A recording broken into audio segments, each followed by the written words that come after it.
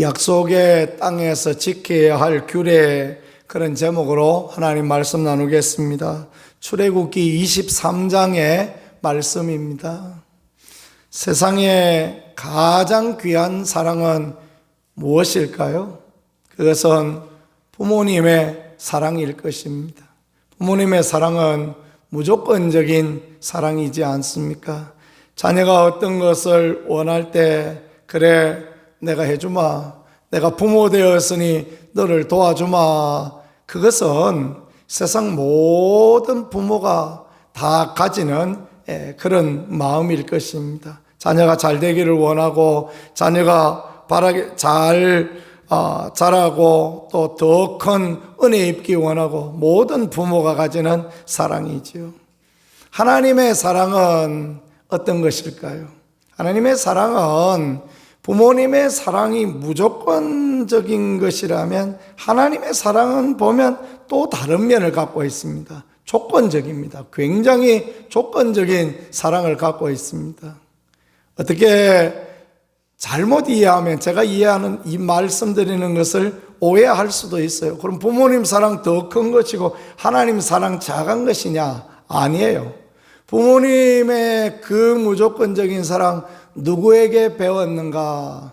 하나님께 배운 것입니다. 하나님을 닮아, 하나님의 형상을 닮아 우리가 하나님의 사랑, 무조건적인 사랑을 배웠는데, 하나님과 우리의 관계에서는 하나님의 사랑은 조건적인 사랑이다라는 것을 성경이 말씀하십니다. 그게 잘 이해되어져야 될 게, 그게 공평한 것이기 때문에 그렇습니다. 그러니까 하나님의 사랑, 일반적인 은혜와 은총, 하늘에 해와 달과 별을 주시고 비를 주시고 일반적인 이런 은혜를 주시지만, 특별한 사랑, 예수 그리스도 안에 있는 영생의 놀라운 사랑, 주 예수를 믿으라, 그래 하면 너와 내 집이 구원을 얻으리라 말씀하신 것처럼, 누구든지 주의 이름을 부르면 구원을 얻으리라 말씀하신 것처럼, 구하라 그러면 너에게 주실 것이요 말씀하신 것처럼, 하나님의 사랑은 때로 풍성한 무조건적인 사랑일 때도 있지만 조건적인 사랑이 있을 때도 많다라는 것, 그것을 우리가 잘 이해하는 게 굉장히 중요합니다. 율법에 나오는 말씀이 그렇습니다. 오늘 이 가나안에서의 규례를 말씀하시는데도 보니까요, 하나님의 그 조건적인 사랑을, 그 공평한 사랑을 그렇게 우리에게 가르쳐 주십니다. 21절에 보세요. 가나안에서 규례를 말씀하는데 20절이 전제입니다.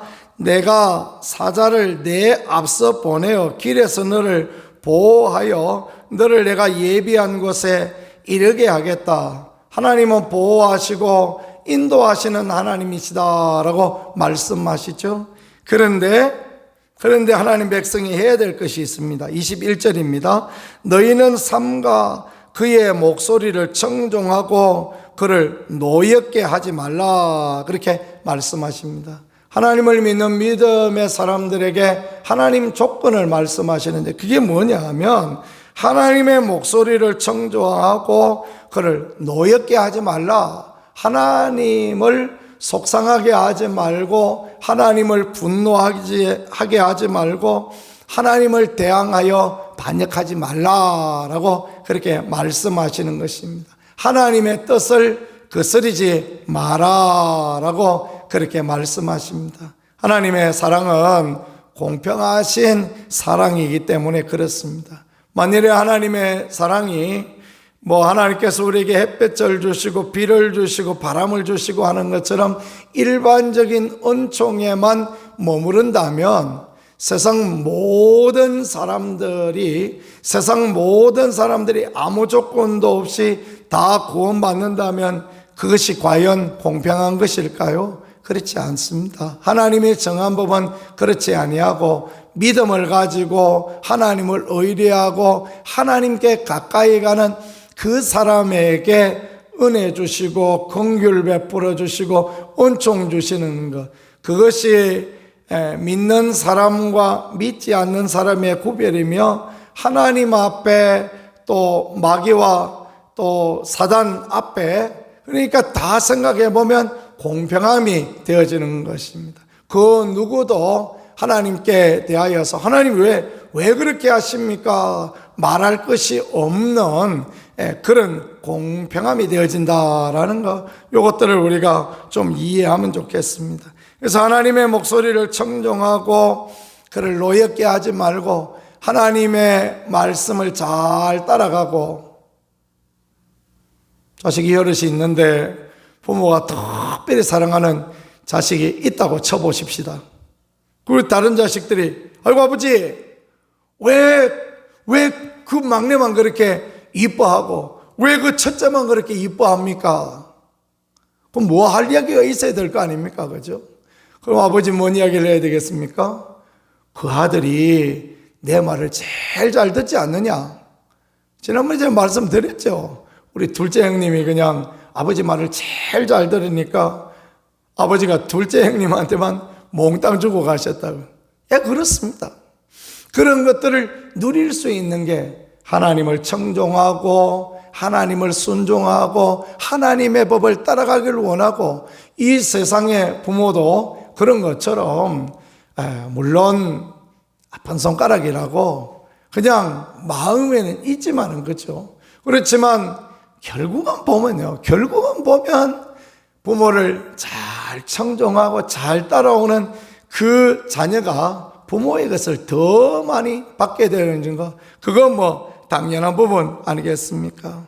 하나님의 목소리를 청종하고 하나님과 원수가 되어지지 아니하고 하나님이 가시는 그 길에 동행하면, 그러면 하나님께서 은혜 더하여 주시고 이끌어 주시는데, 어떻게 하시느냐 말씀하시는데 22절에 네가 그의 목소리를 잘 청종하고 내 모든 말대로 행하면 내가 내 원수에게 원수가 되고 내 대적에게 대적이 될지라. 하나님 우리 편들어 주시고 하나님 우리와 함께 하시고 하나님의 은혜를 주시겠다라고 그렇게 말씀하십니다. 하나님의 법을 청종하고 하나님의 보낸 사자를 따라가고 하나님이 하시기를 원하시는 그 뜻대로 순종하고 나아가는 인생, 그 인생은 하나님 앞에 복되고 아름다운 것입니다. 성경에 예를 들어 말하자면 하나님께서 모세와 아론이라는 지도자를 세우셨습니다.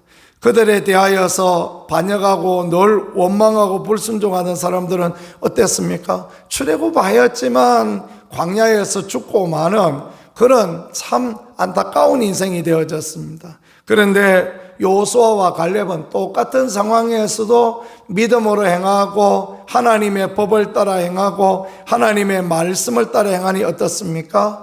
가나안에 들어가는 그 약속의 영원한 땅에 들어가는 지도자가 되어지고 약속의 땅을 누리는 축복의 백성이 되어졌죠. 물론 제가 말씀드리는 것들이 어떤 하나님께서 보낸 사람, 하나님이 세운 사람 모든 면에 모든 말 다 따라가라, 순종하라, 그 말은 아닙니다. 그러다가 이단되는 거 아닙니까? 그죠? 하나님이 우리에게 왜 분별을 주셨겠습니까? 이게 하나님의 말씀의 법에 올바른가? 이게 하나님의 뜻에 올바른가? 그것들을 보고 분별하여서 따라가라고 하나님이 분별력을 주셨지요. 그래서 하나님이 세운 사람이라 할지라도 분별력을 가지고, 그리고 그의 말이 올바른가, 바른 방향성을 갖고 있는가, 주님의 뜻을 잘 준행하고 있는 것인가라는 걸 보고 따라가는 거, 그게 귀합니다. 이단에 빠지는 사람들이 왜 그렇습니까? 이단에 빠지는 사람들의 대부분은 어떤 이단적인 어떤 그런 사상이나 신학이나 잘못된 생각을 가지고 있는데, 그 사람에게 능력이 나타나니까, 그 사람에게 어떤 기적이 있으니까 그 이적과 기적이 그 사람이다, 그렇게 이해하는 부분들이 굉장히 많습니다. 그거 아닙니다, 여러분. 하나님께서 그에게 은사 주신 것은 그에게 그 은사고, 그것은 그 성도와 무리들을 위하여서 하나님 주신 것이지, 손 얹고 기도하면 무조건 병 나으면 그 사람 말은 100% 많은가? 아니죠. 그렇게 따라가다 이단에 빠지는 것입니다. 그 사람이 행하는 은사는 그 사람이 행하는 은혜는 그 사람이 아니다. 이걸 우리가 정확하게 이해하고 그가 하나님의 법을 따라가고 있는가, 하나님의 말씀을 따라가고 있는가, 그가 진리를 행하고 진리를 따라가고 있는가, 그럴 때 그 말을 따라가고 그래야 하나님 앞에 복되고 아름다운 것입니다. 한국 사람들이 귀가 굉장히 엷습니다. 귀가 엷어가지고 그냥 누가 막 잘 되었다 그러면서 막 누가 이렇게 되었다 그러면 무조건 그거 따라가면 되는 줄 아는데 안 될 때도 많아요. 그 사람의 독특함이 있어요. 그 사람의 열심이 있고 그 사람의 노하우가 있고 그 사람의 하는 어떤 부분이 있단 말입니다. 그렇죠? 그런 부분을 볼 줄 아는 게 중요합니다. 신앙의 삶도 그렇습니다. 신앙의 삶도 이게 하나님 앞에 올바른 것인가, 하나님이 기뻐하시는 것인가, 그것들을 늘 생각해야 됩니다. 제가 얼마 전에 그런 이야기를 한 적이 있습니다. 우리 성도님들하고 목사도 한 3년이나 5년은 겪어봐야 된다. 그 말을 이렇게 했더니만 어떤 분이 웃으시면서 그 목사님한테도 적용되냐 그렇게 하시더라고요. 맞습니다. 저한테도 똑같이 적용됩니다. 겪어봐야 합니다. 겪어봐야 그 사람의 생각이 어떤지, 그 사람의 신학이 어떤지, 그 사람이 진정 바른 방향으로 가고 있는지, 그 사람이 참으로 성도들이 잘 될 길로 이끌어갈 사람인지 그걸 아는 거 아닙니까? 그죠? 그런 분별력이 우리 모두에게 꼭 필요합니다. 그래서 믿음의 삶에 하나님을 믿을 때는 덮어놓고 믿으셔도 됩니다. 하나님은 신뢰할 수 있는 분, 하나님이 내게 주시는 감동과 하나님이 내게 주시는 은혜는 그건 그대로 따라가면 바보스럽다 할지라도 세상 사람들이 어째 저러나 할지라도 그대로 따라가면 은혜가 되고 축복이 되는데 사람은 물음표를 좀 가져봐야 됩니다. 그것이 목사라도 물음표 좀 가져봐야 되고 그분이 오래 신앙생활을 한 사람이라도 뭔가 좀 다른데 느낌이 다르면요 물음표를 가져보고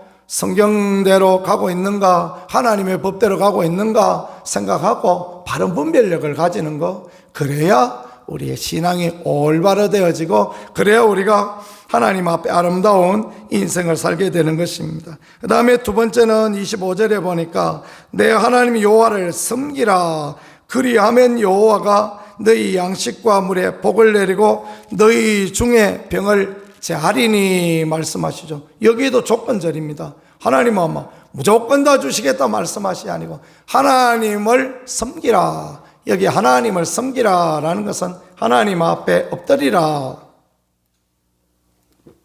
하나님 앞에 순종하고 하나님께 복종하라라는 그런 말씀입니다. 하나님은 천지와 만물을 지으신 분이고 천지와 만물을 운행하시는 분 아닙니까? 우리는 그 하나님 앞에 너무너무 보잘것없는 존재이니 그 하나님 앞에 하나님을 섬기면 하나님이 이런 은혜를 주시되 26절에 내 나라에 낙태하는 자가 없고 임신하지 못하는 자가 없을 것이며 내가 너의 날수를 채우리라. 내가 내 위엄을 내 앞서 보내어 내가 이를 곳에 모든 백성을 물리치고 내 모든 원수들이 내게 등을 돌려 도망하게 할 것이며, 가나안 가는데 하나님께서 앞장서셔서 모든 은혜를 주시고 가나안 가는 모든 일에 하나님의 사자를 통하여 길을 열어주시는 은총을 허락하여 주시겠다라고 약속하셨습니다. 우리 인생도 마찬가지입니다. 우리가 하나님을 섬기고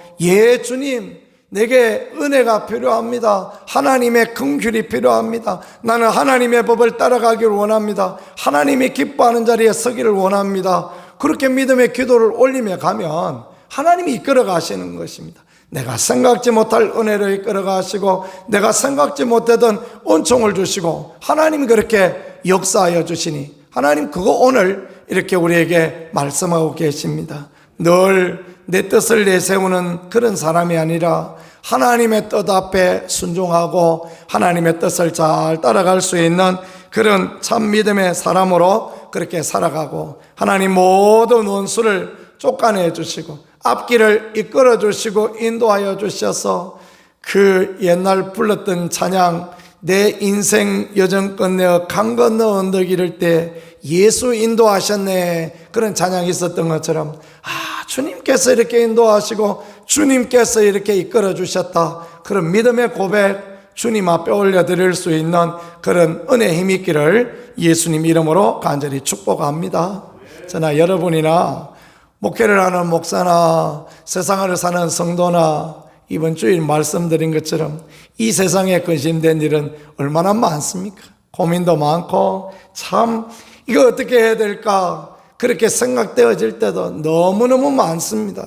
그럴 때 하나님 앞에 엎드리는 건 뭡니까? 하나님 앞에 고개 숙이는 건 뭡니까? 주님의 은혜를 구하는 것입니다. 하나님의 은혜 구하고 하나님이 도와주셔야 합니다. 하나님이 역사하여 주셔야 합니다. 하나님이 문제 해결하여 주셔야 합니다. 그렇게 고백하고 나갈 때요, 하나님은 생각지 못한 사람을 만나게 하시고 생각지 못한 은혜를 허락하여 주시는 그런 은총을 주십니다. 그래서 제가 정말 너무너무 좋아하는 성경 구절, 하나님이 그 사랑하는 자를 위하여 예배하신 것은 눈으로 보지 못하고 귀로 듣지 못하고 마음으로 생각지조차 못하였다 함과 같으니라, 그 말씀처럼 하나님이 그렇게 은혜를 주시고 하나님 그렇게 도와주십니다. 하나님께 순종하고 하나님의 그 은혜를 늘 구함으로 말미암아 하나님의 이끌어주심과 함께하심을 경험하는 복 있는 인생 살아갈 수 있기를 예수님 이름으로 간절히 축복합니다.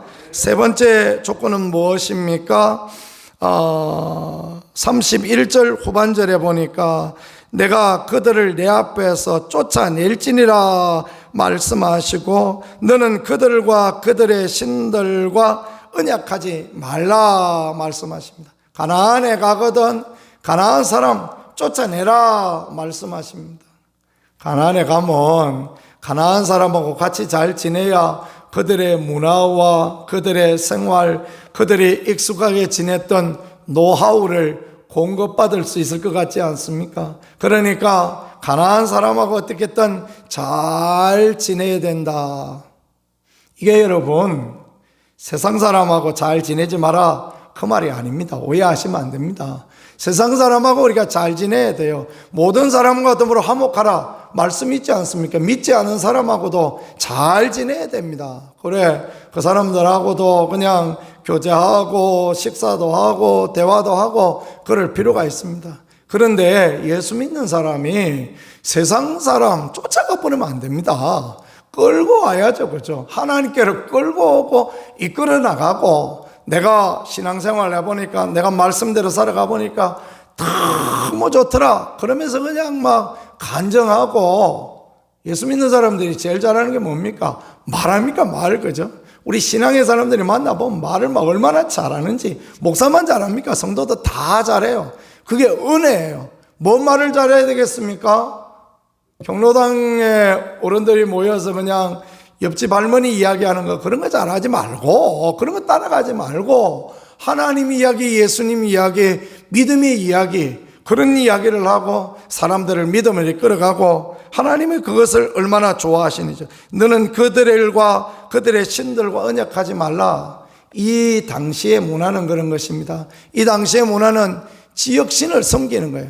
가나안 땅에 가면 내가 하나님을 섬겼지만 가나안에 거기 가보니까 바알과 아세라를 섬기면 바알과 아세라를 같이 섬김으로 서로 동맹하고, 그들이 절하는 데 가서 절하고 그들이 못된 짓 하는 데 가서 같이 동참하고, 그러면 우리하고 나하고 하나다. 그래가지고 이제 잘 지낸단 말입니다. 이게 잘 지내는 게 절대 그렇게 따라가서는 안 된다라는 것입니다. 하나님을 섬기는 믿음대로 따라가고 하나님을 섬기는 대로 따라가고 그래야지. 세상 사람이 여기 우리 오늘 일하고 힘든데 막걸리 한 잔 같이 먹자 그래서 같이 가다가 그 세상 사람이 하는 문화대로 그냥 그렇게 따라가 버리면 그 문제가 많은 것입니다. 믿음의 사람은요, 단호히 나는 믿음의 사람입니다 고백할 줄 아는 게 중요합니다. 그러면 다음에는 그러지 않습니다. 제가 이전에 낚시를 엄청 좋아했던 이야기 했지 않습니까? 지금은 낚시 근처에도 안 가지만 얼마나 좋아했는지. 강에 가면 쉬는 날이죠. 월요일 아닙니까? 쉬는 날 가면 어르신들이 그 다리 밑에, 여름이 요즘같이 뜨거우면 다리 밑에 쫙 앉아 계시거든요. 다리 밑에 앉아 계시는데 참 감사하게도 다리 밑에는 물고기도 잘 나와요. 물고기도 거의 쉬러 오는가 봐요. 그래가 딱 앉아 있으면 그 어르신들이 그 막걸리 가져와서 쫙 드시면서 아우 젊은 사람이 어때 그 직장을 잃어버렸나 어째고 와가지고 이 평일날 와서 앉아 있냐고 그러면서 한잔 하라고 그럽니다. 그러면 제가 늘 하는 이야기 있어. 아이고 어르신 저는 술 먹으면 안 됩니다. 왜 그래? 그랬어요. 제가 주사가 좀 있어가지고 한잔 먹고는 막 사람을 때리고 그런 문제가 있어가지고 안 됩니다. 이거 얼굴은 시커멓지 덩치는 크지 저것이 사람 때린다 그러니까 얼마나 놀라겠습니까? 어이구 그러면 안 되지 이 사람아. 젊은 사람이 그럼 되나? 그리고 이제 그 다음부터는요 절대 먹으라고 안 그럽니다.